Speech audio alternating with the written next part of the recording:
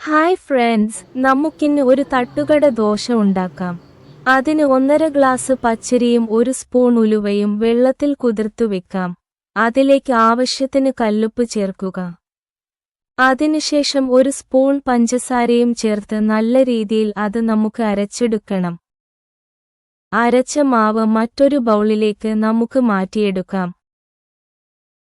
അതിലേക്ക് ഒരു 1.5 ഗ്ലാസ് പച്ചവെള്ളവും കൂടി മിക്സിയുടെ ജാറിലേക്ക് ഒഴിച്ച് നമുക്ക് മാവിലേക്ക് മിക്സ് ചെയ്യാം.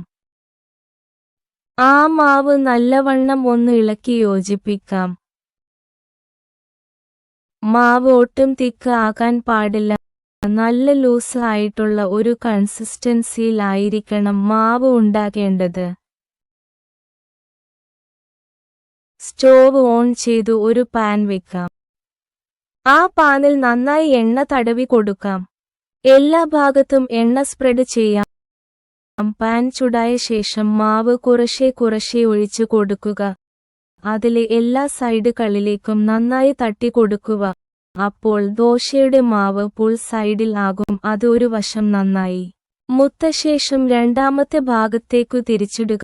മനോഹരമായ ദോശകൾ ലഭിക്കാനായിട്ട് മാവ് എല്ലായിടത്തേക്കും സ്പ്രെഡ് ചെയ്യുക.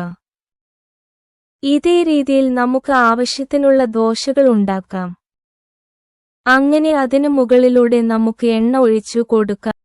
ഇത് ഈ ദോശയെ വളരെ രുചികരമാക്കുന്നു. പോരാതെ ഇതുതന്നെയാണ് ഈ ദോശ ഇത്രയേറെ മനോഹരമാക്കുന്ന ഘടകം. നമുക്ക് ആവശ്യത്തിനുള്ള ദോശകൾ ഇങ്ങനെ ചുട്ട് ഉണ്ടാക്കാം. ശേഷം പ്ലേറ്റിലേക്ക് മാറ്റാം. തട്ട് ദോശ റെഡി.